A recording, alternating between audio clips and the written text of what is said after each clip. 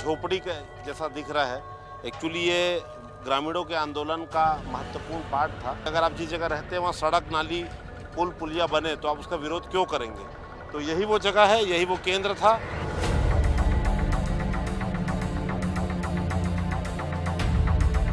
मेरे पीछे घने जंगल में ये हट देखकर आपको लग रहा होगा कि किसी रिसोर्ट का पार्ट है, लोग छुट्टियां मनाने आते होंगे, लेकिन इसकी कहानी ही अलग है। ये जो आपको झोपड़ी के जैसा दिख रहा है, एक्चुअली ये ग्रामीणों के आंदोलन का महत्वपूर्ण पार्ट था। आपको बता दें, इस झोपड़ी के अगल बगल और आसपास जो ये पेड़ आपको कटे दिख रहे हैं, यहाँ पर 1.5 साल तक ग्रामीण लगातार आंदोलनरत थे। सड़क का, पुलिया का, पुल का विरोध कर रहे थे। तो कहीं ना कहीं आप समझ सकते हैं, अगर आदमी सड़क और पुलिया का विरोध कर रहा है तो आखिर क्यों कर रहा होगा। दूसरा विरोध था यहाँ पर जो पुलिस का कैंप लगने वाला था, सुरक्षा बलों का, उसका विरोध था।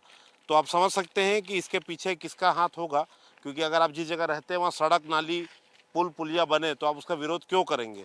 तो यही वो जगह है, यही वो केंद्र था।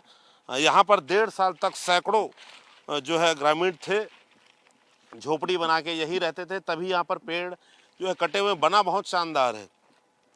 हमारे साथ अशफाक अहमद है, हमारे स्थानीय संवाददाता। किस चीज़ का केंद्र था, क्या मूल कारण था, बताएं बनने पे? नारायणपुर जिले में ना ऐसे ही 5 जगहों पर जो है ग्रामीण पुलिस कैंप और सड़कों का और पुल पुलियों का निर्माण को लेकर के विरोध कर रहे थे।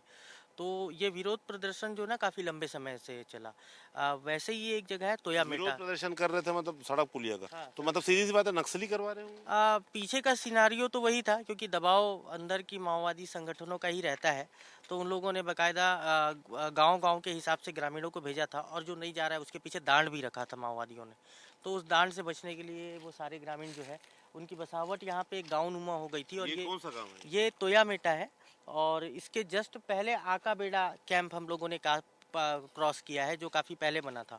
तो आका बेड़ा कैंप बनने के बाद जो ये इलाका पड़ता है, ये रेड कॉरिडोर माओवादियों का कहलाता है। वो इलाका भी कहलाता था, लेकिन कैंप बनने के बाद वो इलाका सुरक्षित हो गया था।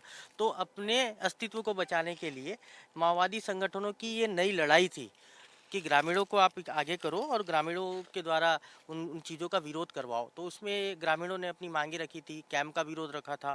कैंप के विरोध के बाद ग्रामीणों ने उसमें साथ में पुल पुलियाओं का विरोध रखा था। और पेशा एक्ट जो लागू हुआ था उसको सही ढंग से लागू करने की बात उन्होंने कही तो थी। हटा कैसे, खत्म कैसे हुआ? उसके बाद जब सरकार बदली, सरकार बदलने के बाद जो नई सरकार आई, उन्होंने कैंप्स डिप्लॉयमेंट पे ज़्यादा ध्यान दिया।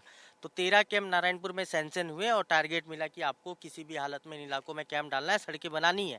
तो जिला बल का पूरा काफिला, फोर्सेस के साथ में बीएसएफ की जो टीम आई है, वो पूरा काफिला यहाँ आया, ग्रामीणों से बातचीत की कि बेटा तुम अगर नहीं हटोगे यहाँ से तो हम बाजू में बैठ जाएंगे। और ऐसा हुआ भी है। आगे एक जगह पे वहाँ धरना स्थल के बाजू में ही कैंप डाल दिया उन देखिए, लोगों ये जो इलाका है यहाँ पर धरना स्थल के पास का इलाका, यहाँ पर एसपी आए थे पूरी फोर्स लेके और साफ कहा था कि आप लोग अगर जगह खाली नहीं करते हैं तो इस जगह पर ही वो कैंप अपना बना लेंगे। उसके बाद आपको बताएं कि ग्रामीणों ने जगह छोड़ दी।